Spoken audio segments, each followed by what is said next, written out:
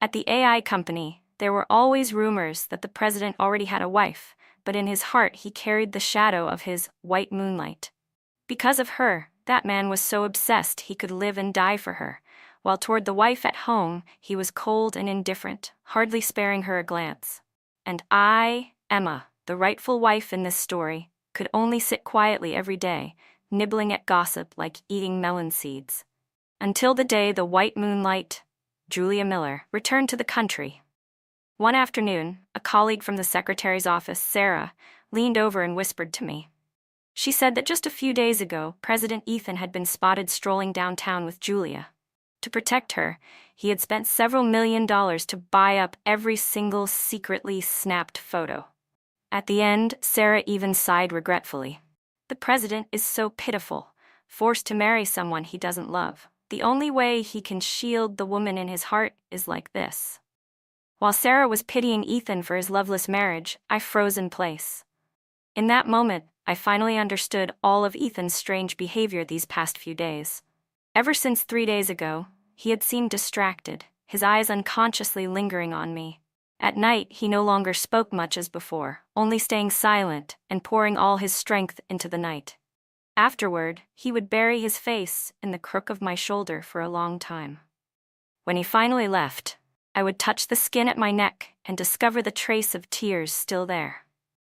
I had thought something must be wrong at the company, but now I realized it was because the joint assets of our marriage had suddenly lost several $1,000,000, and he felt guilty toward me. I wanted to laugh. The corners of my lips curved slightly, but no smile came. Instead, I collapsed onto the desk in defeat, thinking bitterly. In the end, it was still Julia Miller. Just her presence alone was enough to break me apart. While I was still drowning in despair, a sharp knock sounded on the desk. I looked up to see Ethan standing right in front of me. He wore a black dress shirt, the collar carelessly undone to reveal his collarbone and a few faint red marks. His whole body radiated refined nobility mixed with a reckless ambiguity. I glared at him, but he acted as though he hadn't seen it, only giving a small nod to signal, "Come with me." Even after getting into the car, my mood hadn't improved. Ethan glanced at me several times, clearly aware of my emotions but saying nothing. I gave a soft humph, keeping my eyes fixed on the window, lost in thought, until the car stopped in front of an upscale club in Manhattan. I looked at him in surprise. Since taking over the company, he had rarely arranged business meetings in places like this. "Why were we here today?" he explained. "Claire invited us to attend a welcome party." I froze, then immediately understood. My sister Claire had always been close to Julia Miller since childhood. Julia had just returned to the country, so Claire hosting a welcome party was only natural. So that was it. Ethan was afraid I would see through his feelings for Julia Miller, so he used my sister as a pretext. He really did know how to be considerate of my emotions. I pressed my lips together in self-mockery, opened the car door with a dark face and stepped out. The whole way I walked angrily straight toward the private room. At that moment, Ethan, who had seemed distracted the whole time, suddenly grabbed my hand tightly. He clenched his teeth, his voice filled with anger, an anger even harder to understand than mine. "Emma, why are you in such a hurry? Why are you walking so fast? It's like you're running. Do you even see me at all?" How shameless to twist the truth.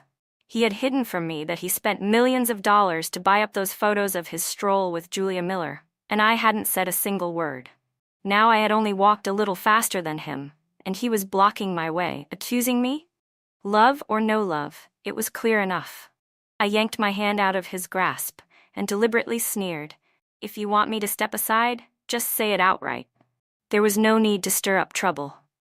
As soon as the words left my mouth, Ethan's face instantly darkened, his anger exploding. But unusually, he didn't argue back. Instead, he closed his eyes and took several deep breaths. When he opened them again, he had regained his composure. "No matter what, we're already married. Divorce is impossible. Don't even dream about it." I pushed open the door while throwing back, "Don't worry.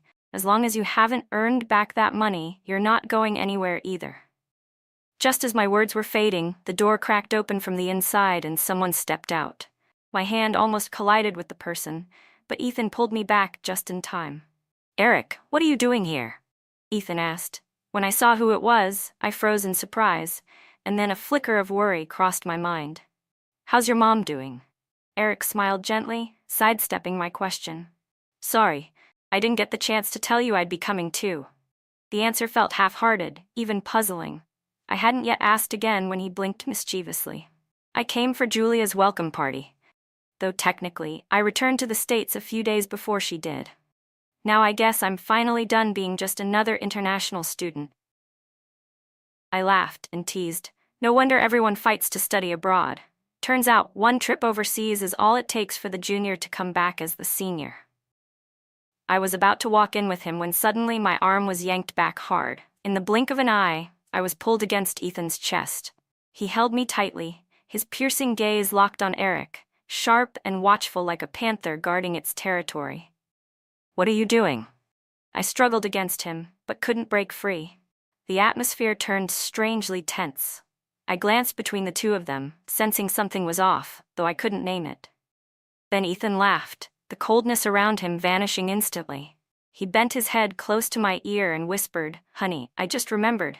Eric never gave us a wedding gift, did he? Should he make it up now?" I froze, glaring at him, and jabbed my elbow into his side. Don't make things up. He already sent me a gift that day. We're all friends. Why do you hold grudges over such small things? Ethan clasped my hand firmly, a bright smile spreading across his face.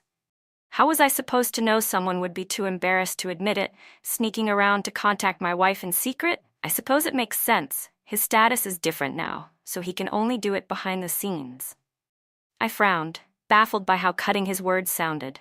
He and Eric had always been friends. Why couldn't I be? Did I need to hold a press conference just to talk to a friend? Eric, however, remained calm, unbothered by Ethan's sharp remarks. He lowered his head slightly, his voice gentle. I couldn't make it back for your wedding, Ethan. If you hold it against me, that's understandable. But Emma, you know how bad things were for me overseas at the time. Behind his gold-rimmed glasses, I caught the flicker of pain and loneliness in his eyes. Besides, my mother's condition took a serious turn then. I really couldn't leave her. God, it was impossible. Guilt welled up in my chest. I nearly wanted to turn and smack Ethan a few times. Eric's mother had been tormented by his father for years, her health never good. It had taken everything just to escape abroad with Eric, but even then her mind drifted in and out. One year when I was overseas spending New Year's Eve with my dad, we visited them and I met her. That day she had mistaken me for Eric's girlfriend, her mind confused. Yet in the blink of an eye, so many years had already passed.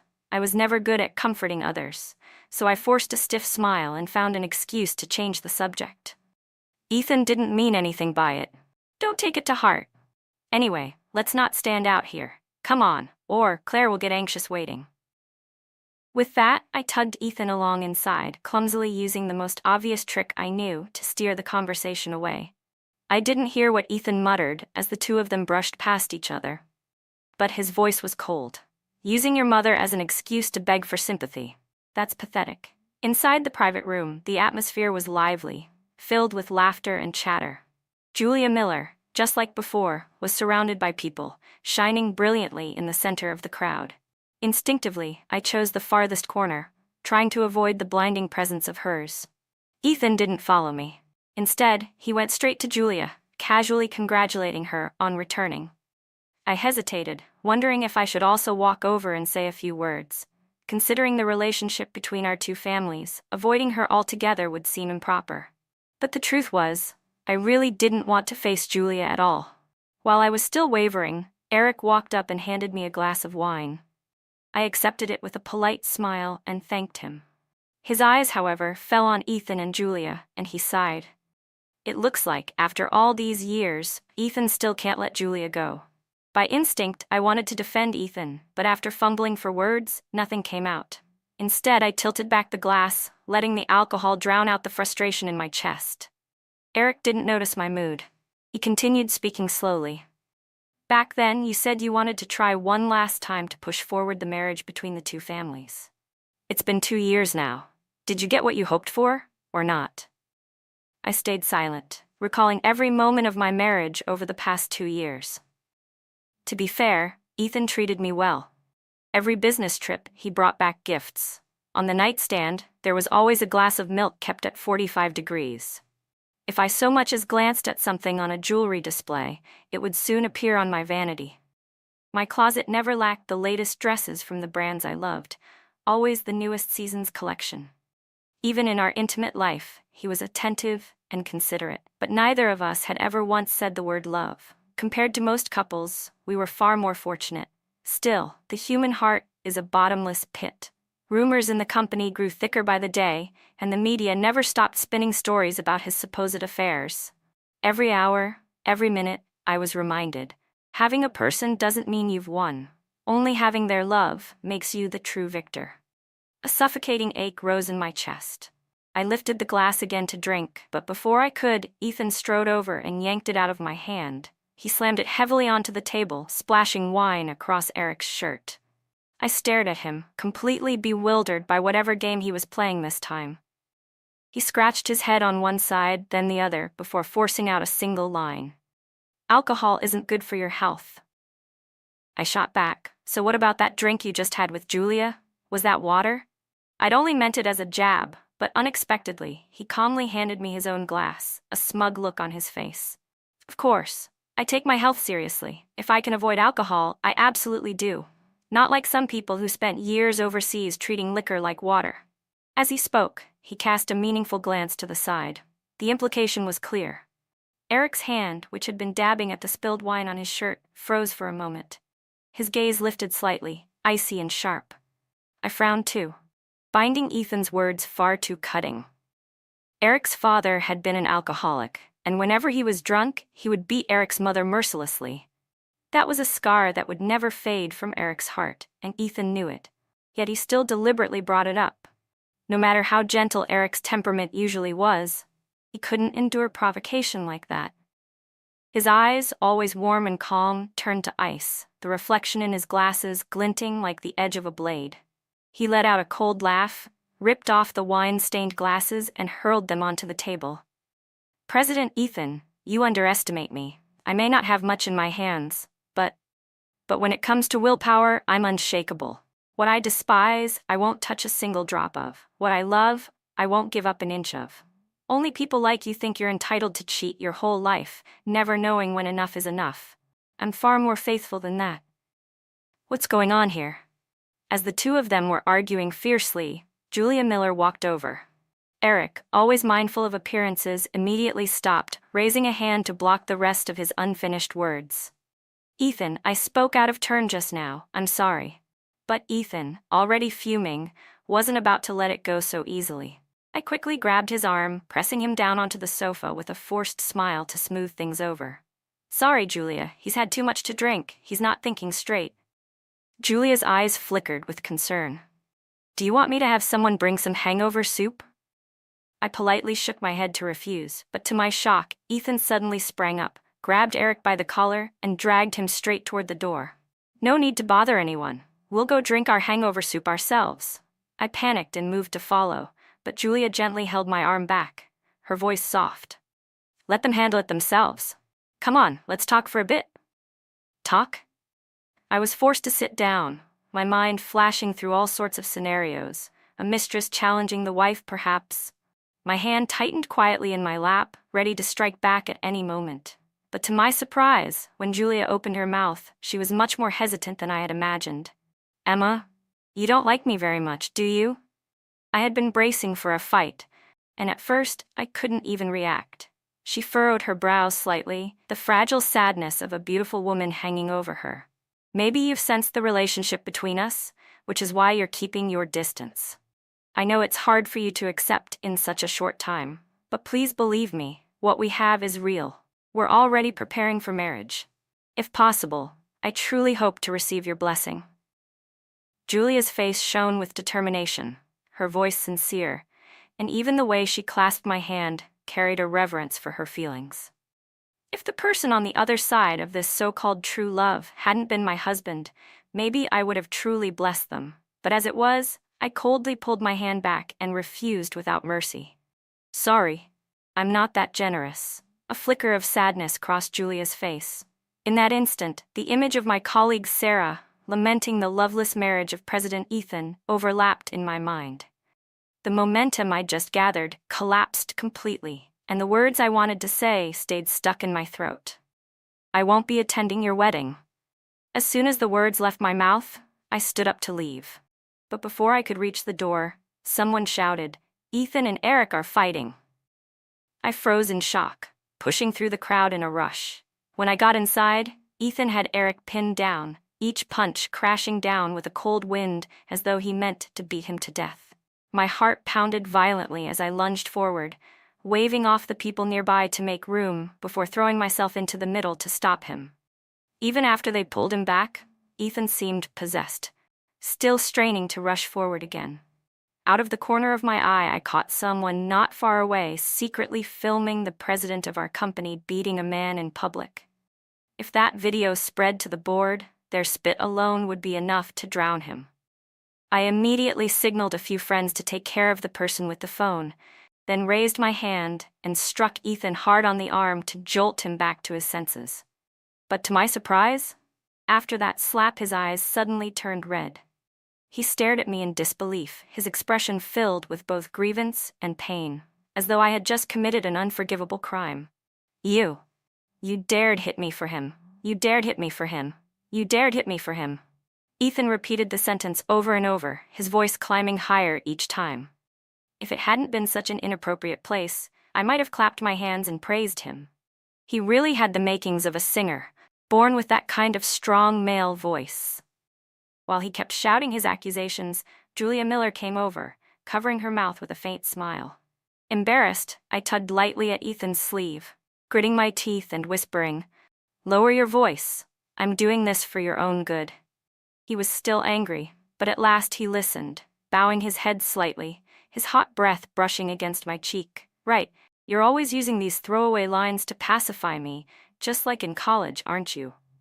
"What does college have to do with anything?" I shot back. "Mr. Big President, you're hitting someone in public. Do you want to make the front page of the tabloids? Because I don't." A flicker of pride flashed in Ethan's eyes, his gloom gone in an instant. "Don't worry.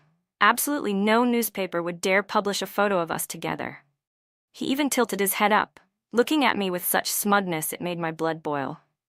So he'd already decided to completely lock down the news about Mrs. Ethan Tyler, me, so I could quietly step aside for someone new? I ground my teeth and glanced at Julia. She only smiled softly, so gentle it was impossible to hate her. No wonder Ethan liked her. She was exactly the archetype of the legendary white moonlight. The more I thought about it, the more bitterness welled up, until it turned into resentment toward Ethan.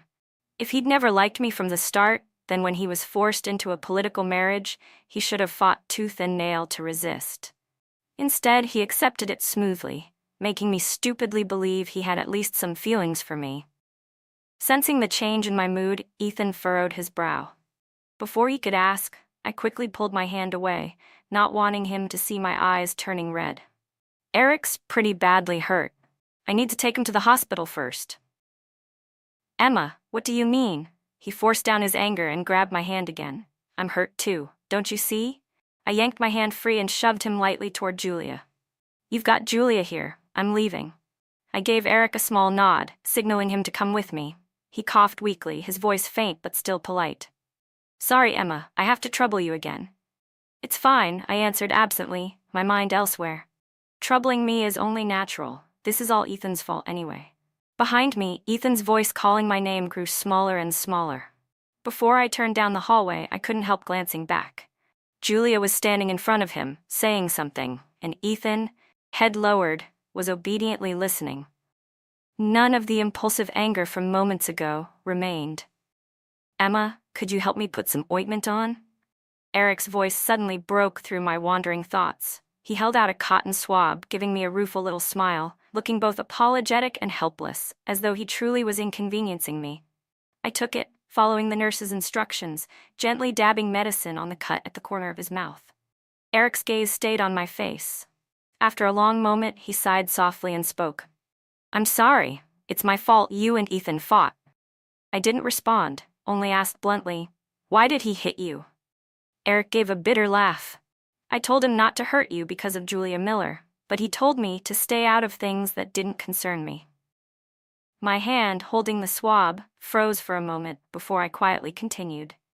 He also said that if you hadn't insisted on marrying him, he wouldn't have lost the right to pursue Julia Miller. That this whole deadlocked situation is your doing. So whatever he does, you're supposed to deserve it. That's why I stepped in, because I don't think you should have to endure it. The hallway buzzed with noise and chatter, but somehow it all faded away. Only Eric's voice remained, each word heavy with a sigh, echoing in my ears. Emma, Ethan doesn't love you. The marriage you fought so hard to make happen only brings torment to you both. On the way home, I stopped to meet with a lawyer. By the time I returned, it was already late at night. Ethan still hadn't come back. The whole house was dark, not a single light on. Too tired to flip the switch, I felt my way up the stairs. You're back? The deep, hoarse voice drifted from the living room, startling me so badly I nearly slipped on the step. Why didn't you turn on the light? I asked. Ethan stayed silent for a moment before switching on a floor lamp. Standing in the corner, his face looked pale, and for the first time I saw a flicker of panic in his expression. The wound on his hand was still untreated. Had Julia not cared for him at all? I stared at his hand until his fingers twitched slightly, betraying unease. His voice carried a trace of guilt. I'm sorry. I lost control today. I froze, not knowing how to react. Ethan had always been proud and stubborn. Back in high school, he once fought with a gang of bullies outside campus. They fought dirty, even dragged their parents into it, making trouble at school.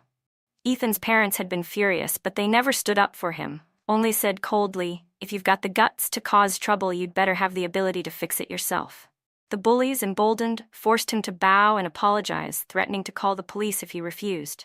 But Ethan was so defiant, he'd rather be taken to the station than say a single word of apology. That same man who had been so unyielding was now suddenly saying, I'm sorry. It was such a rare thing to hear. I clutched the stair railing tightly, unable to move. Why are you apologizing? His voice was hoarse, tinged with self-mockery. Julia said my outburst only made things harder for you, so I was wrong. I let go of the railing and sank down beside him, my exhausted body collapsing into the seat. Silence settled between us, heavy and bitter, pressing down on my chest until I could barely breathe. Once again, it was about Julia Miller. To me, Julia had always been like a shadow cast over my life. With my sister Claire, a business prodigy and a shining example, my parents placed impossibly high expectations on my genes. But the truth disappointed them deeply. I was only an ordinary child. Slowly they gave up on me altogether, pouring all their energy into Claire instead. Until Julia appeared, brilliant, dazzling Julia Miller, a musical genius. It was as if my parents had been jolted awake.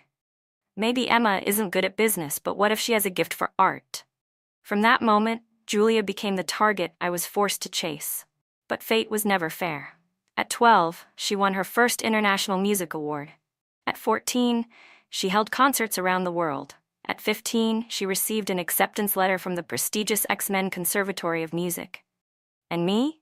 After practicing until my hands shook and cramped, I barely managed to catch the eye of a respectable teacher. The more awards Julia racked up, the more my mother grew dissatisfied with me. By the countless time I was forced onto a stage to perform at some banquet, I saw the look in my parents' eyes, disappointment mixed with anger. My whole body trembled uncontrollably, every gaze in the room fixed on me. My limbs froze, my throat tightened, and no sound came out. My father urged me forward impatiently, his voice sharp with irritation. My mother asked anxiously if I felt unwell, but her hand, gripping my shoulder, only pressed down harder. So strict, so unyielding. She wouldn't allow the slightest resistance. Just as I was trying to take a deep breath to steady myself, someone stepped up beside me and pried my mother's hand off my shoulder. He smiled brightly, half shielding me from view. Auntie, let me try. Emma just learned Twinkle Twinkle Little Star. That was the first time I met Ethan. From then on, he always stood in front of me, again and again pulling me back from the edge of collapse. Later, when my parents went abroad to expand their business, they no longer had the time or energy to torment me. Slowly, I escaped from Julia Miller's shadow. Until one day, I heard Ethan himself say, Emma isn't good enough. She could never compare to Julia. Because of that one sentence, there was a time when I completely despaired of Ethan. Yet he had once treated me so well that I clung stubbornly to a shred of unwillingness, even going to beg my sister Claire to arrange the alliance marriage between the Dew and Tyler families. The fault wasn't Ethan's, the fault was mine. Blind, stubborn, unwilling to let go. I whispered softly, "It's not your fault." But inside, the bitterness in my heart surged, and something else slowly rose with it. In that moment, I felt like I suddenly understood so much. Ethan and Julia were both good people. That they didn't love me wasn't because Ethan was too perfect, nor because Julia had done anything wrong. The fault was mine, too weak, too obstinate. I clung to someone, forcing him into a dead end. Ethan must have heard my whisper because his face shifted, his eyes fixing on me with a rare trace of tenderness. "Emma, are you feeling unwell? Why do you look so pale?" As he spoke, he reached a hand toward my forehead. Then he snapped, his voice sharp. "Eric, what were you doing all afternoon? You couldn't even take care of her properly." I pulled a packet of documents from my purse, placing them in his hand while avoiding his touch. Ethan frowned, confused, and unfolded the papers. When he saw what they were, he froze, stunned into silence. "What do you mean by this?" I ignored the hollow, weightless feeling in my chest and shrugged, pretending to be calm. Once you make up your mind, you can't let negative emotions become a burden to others. It means setting things back on the right track. "Ethan, let's get a divorce." He still didn't move. His fingers clenched the divorce papers so tightly that the thin sheets crumpled in his grip. Lowering his head, his voice came out hoarse. "You said back on the right track. What do you mean? Are you saying we've been having an affair?" What was he talking about?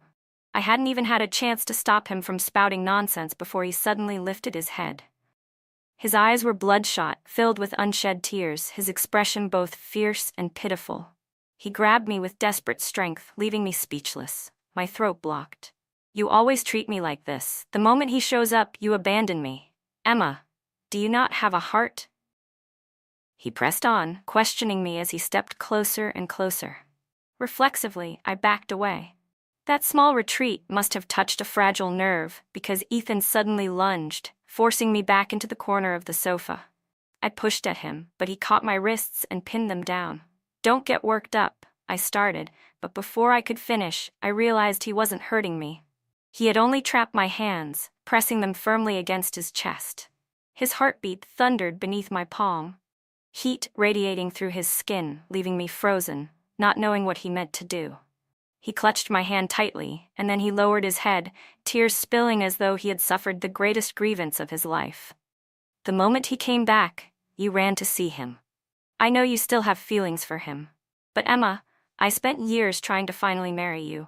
This time, can't you choose me instead of him? I swear I won't lose control again. Whatever you hate about me, I'll change. Just don't divorce me." I froze, my mouth falling open as if I'd turned to stone. When I drafted the divorce papers, I had anticipated Ethan's reaction. He might be ecstatic with joy, or he might explode in fury. I had even prepared a plan so we could part ways with some dignity. But the scene before me was nothing I had ever imagined. Tears fell one by one onto my arm. That tall, strong figure shrank before me, sobbing helplessly, unable to hide his grief. My other hand lifted, then dropped, then finally rested awkwardly on his shoulder, patting gently in hesitation. "Don't cry anymore. Before the welcome party, I hadn't even seen him. I didn't even know he was back in the country." His sobs faltered, his teeth clenched as he spat out each word. Damn it. This must be Eric setting me up again. Perhaps even he realized how out of place his anger was in that moment, because his voice quickly shifted, trembling and pitiful.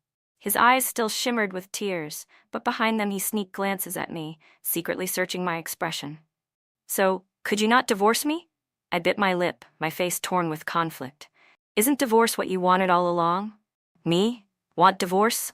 Why would I want that?" His voice cracked with disbelief. Then, in an instant, he flared up like a startled cat, fur standing on end, his anger bursting out.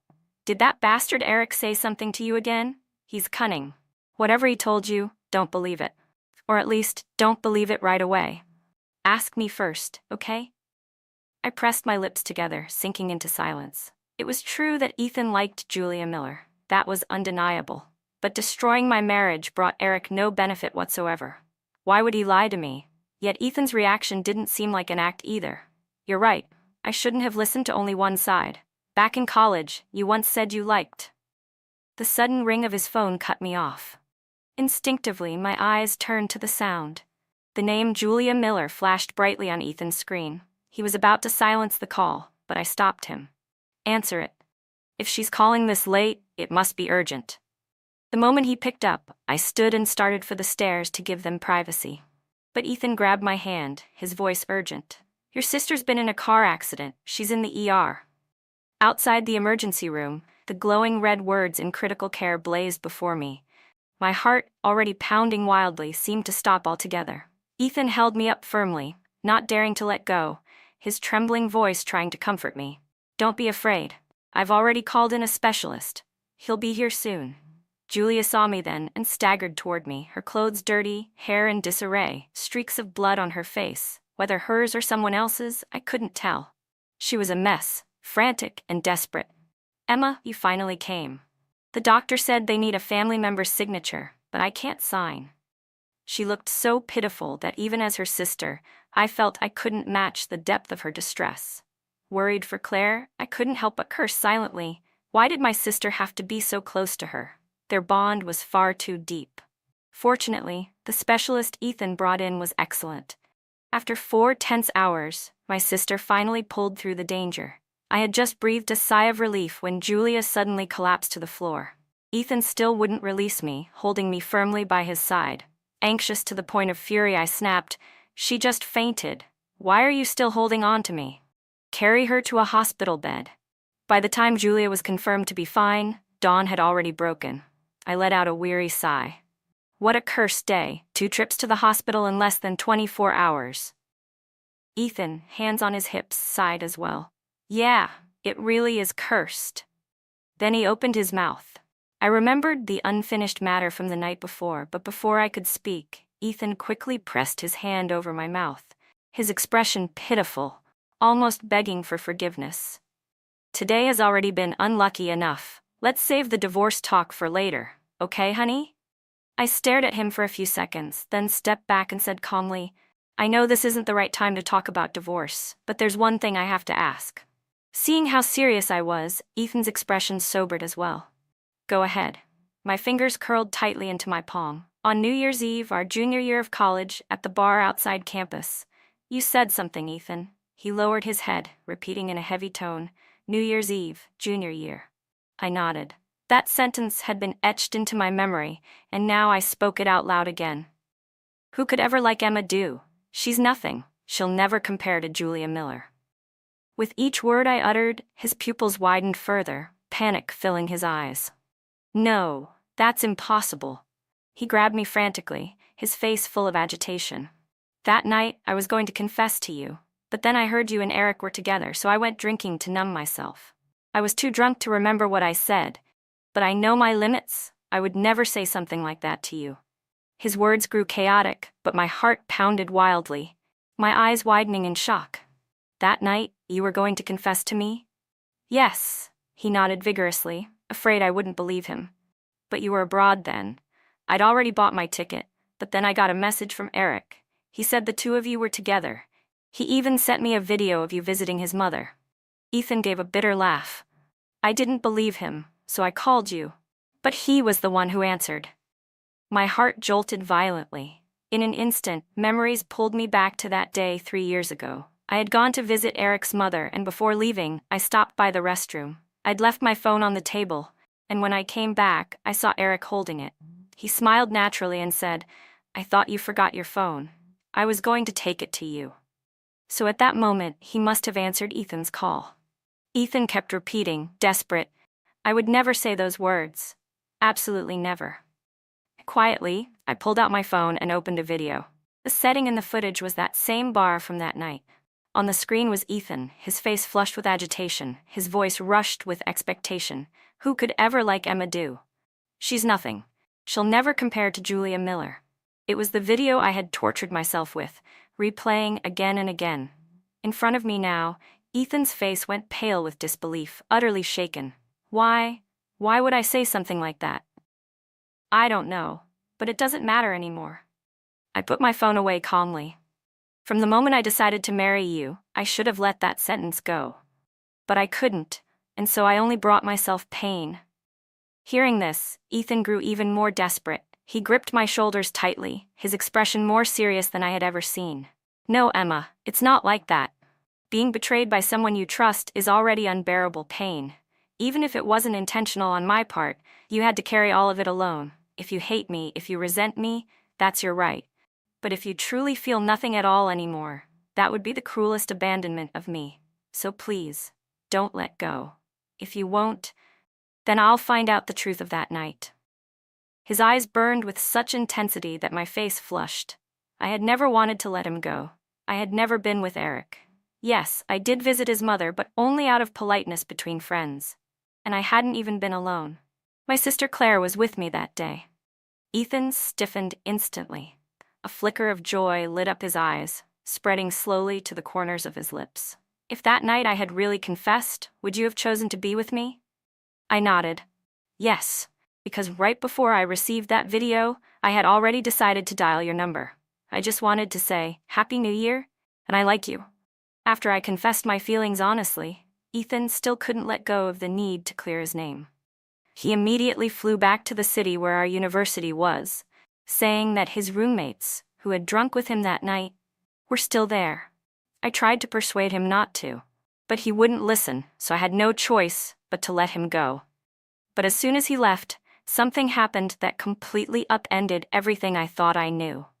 During the days my sister was in the hospital, Julia Miller was almost always by her side. She even cared for my sister more than I did. Her own flesh and blood. To show my gratitude, that day I went to the hospital half an hour early, planning to let her go home and rest. I happily carried breakfast and pushed open the door, only to nearly drop everything in my hands at the sight before me. My sister, with her right leg still in a cast, was straining to pull Julia Miller down, kissing her over and over. And Julia, still elegant and composed, didn't resist at all. She simply let my sister cling to her. I stood frozen in the doorway, struck as if by lightning. When the three of us finally sat down together, my mood had steadied somewhat, and that's when my sister spoke frankly. She admitted that she and Julia had been together for a long time, but kept it secret out of fear that our parents couldn't accept it. My heart was in turmoil, and I couldn't help but demand, "Why did you hide it from me too?" Julia's eyes widened in surprise. "We thought you already knew." Then she gave an embarrassed smile. "You've always seemed distant with me, so I assumed it was because you discovered our relationship, and that's why. So at the welcome party," she continued, "I just wanted to use the opportunity to get closer to you. I never thought it would backfire." I suddenly understood. So that was what she meant. My sister barely paid attention to my muttered words. She only clutched Julia's hand tightly, glaring at me in warning. "When I'm discharged, we'll go abroad to register our marriage. All you need to do is give us your blessing. Not a single extra word, understood?" I quickly plastered on a smile, standing up to massage her shoulders and back obediently. "Don't worry, I'll definitely give you my blessing.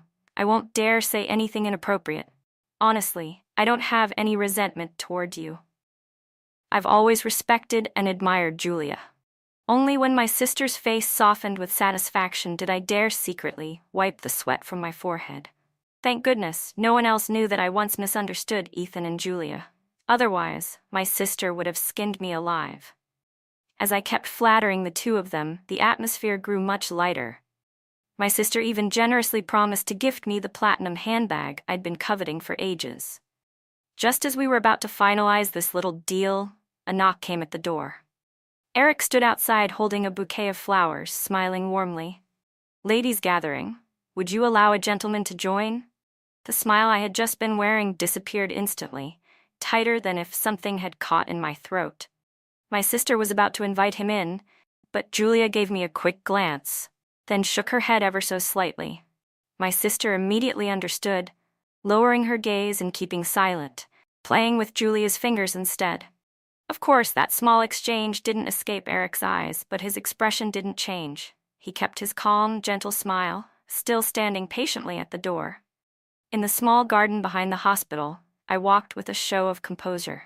Eric followed quietly, still holding the bouquet tightly in his hands. I heard people say that 3 years ago, you and I were together. My sudden words broke the silence. People often reveal their flaws when they're relaxed, and I wanted to catch him off guard. I had already imagined how Eric would react, surprised at first, then immediately denying it. But the truth proved I never understood him at all. He only gave a faint, "ah," his tone so calm it was unnerving. "So you found out after all?" The fire of fury inside me roared to life. I stopped in my tracks, glaring at him in disbelief. "Why did you do it?" He gave a cold laugh, tossing the bouquet into a nearby trash can. His whole demeanor shifted. Gone was the gentle warmth he usually wore. What replaced it was cold, dark contempt. "Because I love you. I want to have you. But your damned eyes only ever look at that bastard Ethan." His face hardened as he closed the distance between us, every step radiating a dangerous aura. "I even wanted to lock you away so you'd only ever see me. But that worthless scum, my father, destroyed everything I had. Aside from pretending to be pitiful in front of you, I had no other way." "Emma," his grip on my arm tightened, his gaze twisted with both pain and madness. "Tell me, what else could I do?" Before his words had even faded, his body was suddenly thrown backward. Ethan stood there, panting, shielding me in his arms. "Are you okay? Did he hurt you?" "No." Eric slowly pushed himself up, wiping the blood from the corner of his mouth. His bitter smile was laced with scorn. "Emma, are you really sure you want to stay with him? In his heart, you will never compare to Julia Miller." "Don't listen to him," Ethan cut in quickly, desperate. "I found the proof. It's all here in my phone." He thrust it toward me, but I didn't take it. Instead, I stepped forward to stand firmly at his side. "No need, I believe you." Ethan's face instantly flushed red, like a boy caught off guard, bashful yet delighted. "Oh my God, you actually said that in front of someone else." My eyes drifted back to Eric, my emotions more tangled than ever. There was a time when I naively thought the three of us would always remain friends, but 3 years had passed, and nothing was the same anymore. I had never once felt anything beyond friendship for him. Even if Ethan didn't exist, I still would not love him. I let out a quiet sigh, my voice steady. "It was my trust that let you lead me around in circles time and again. Eric, our friendship ends here. Let's not see each other anymore." On the way home, Ethan laughed uncontrollably, almost like a madman. Irritated, I turned to him and held out my hand.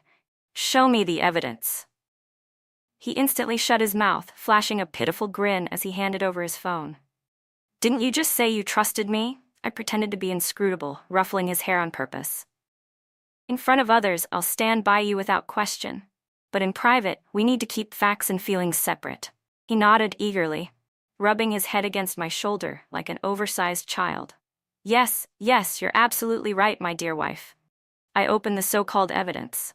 On the screen played a long video. Ethan's roommates surrounded him, drunkenly egging him on, coaxing him to badmouth me. Ethan swayed, drunk out of his mind. But no matter how they pushed, he refused to open his mouth. Until one of them tricked him, saying, "Just repeat this one sentence, and Emma will be yours for sure." Ethan immediately sat upright, agitated, and repeated the line word for word. But then he frowned, anger flashing across his face as he snapped, "Emma is the most amazing person in the world. No one could ever compare to her. Say that again, and don't blame me for losing my temper." I set the phone down, my heart knotted with confusion. Why would they do something like this? Ethan's expression twisted with both rage and helplessness. Before I went abroad, one of the professors leaked the preservation exam questions to Eric. They wanted to keep him there, but since my roommates were planning to stay, he used the leaked exam questions as bait. "Emma, tell me, how could 3 years of friendship mean nothing compared to a piece of paper that might not even have been real?" I hugged his arm tightly and shook it gently, trying to soothe him. People's hearts are unpredictable. What they did only made things harder for us, but at least the outcome turned out for the better. Don't let the past drag you down anymore. He bent down and pressed a light kiss to my forehead, smiling with rare ease. "My dear wife is absolutely right. No point crying over spilled milk." The days of peace didn't last long. Out of the blue, my parents summoned Ethan and me to dinner. The move was so unusual that on the way over, we kept speculating about what it could mean. At the gate, we happened to see my sister Claire and Julia Miller being thrown out. Ethan and I exchanged a look, instantly knowing something serious had happened. Claire had always been their proud, flawless daughter, never once scolded harshly. For her to be kicked straight out of the house, the blow to her spirit must have been enormous. I rushed after her, meaning to offer a few words of comfort, but instead, I saw her lift her head high, proud as a victorious general returning from battle. She turned to Julia with a smile. "Well, this is better. I've been kicked out too. From now on, I'll have to depend on my wife to take care of me." Julia flushed, playfully scolding as she gave Claire a light push, then pulled her into her arms, their fingers intertwining tightly. I didn't chase after them. Instead, I turned back to Ethan. "Are we going in?" he asked. I shook my head. "No need. They only called me back because their perfect creation developed a crack, so suddenly the defective one, me, looks acceptable again. Let's just go home." Ethan took my hand firmly, his voice steady as he countered, "Emma Dew is the most wonderful person in the world. Don't ever forget that." I made a show of nodding solemnly. "Duly noted, Professor Tyler." The corners of his lips curved upward as he declared with exaggerated seriousness, "Then let your professor teach you another truth. A proper marriage should be public." He handed me his phone, showing me a blurry, candid photo. I blinked. "What's this?" "When we were out walking, someone snapped this. I paid to buy it back." My voice shot up in alarm. "What? That $40,000 photo was me?" Ethan rubbed his ear, looking aggrieved. "Didn't you tell me before? Never let your identity as Mrs. Tyler be exposed, otherwise I'd be doomed." I was only following orders. I thought back, guilt tugging at me, and lowered my head. It was true. I had once said that. Marriage is always harsher on women. Afraid it could collapse at any time, I had insisted that no detail of our wedding be leaked to the media, especially not my identity. Ethan had agreed immediately and followed through strictly. At any event with press coverage, he avoided being seen with me. Whenever possible, he made sure we didn't appear together. But I never imagined he would take it this far. $40,000. My heart ached and I sighed again and again. Seeing me so distressed, Ethan quickly tried to comfort me. Actually, it wasn't just one photo for $40,000. Altogether, it was $40,000 for a dozen or so times we were snapped. My jaw dropped. "We were that careless?" He nodded firmly. "Yep." Then he began listing all the places we'd been photographed. By the end, I could only sulk in resignation, finally accepting his comfort. "Well, I guess $40,000 was worth it." Ethan laughed so hard he couldn't close his mouth, his face full of smug delight. "Since it's already out there, should we use this photo to make our relationship public?" I hesitated slightly. At once, he put on a pitiful expression, his voice turning soft and coaxing. "Could it be you still won't give me an official status?" Ethan teased, his tone half joking but his eyes serious. He managed to make me laugh. In the end, all I could do was nod. "Okay, but a few days from now." "Why?" Thinking of Sarah from the secretary's office, the one who had pitied me for a marriage without love, I couldn't help but chuckle. "Because I don't want to scare my coworkers to death. I need to explain everything to her first." Ethan, though clearly not understanding, still nodded obediently. Silence stretched between us for a few seconds. Then he tilted his head slightly and asked softly, "Have I really never told you that I love you?" I lifted my head to look at him, a bright smile spreading across my face. "You already have." His eyes flickered with confusion. "When?" 3 years ago, I answered, my voice steady. "When you said Emma Dew is the most amazing person in the world."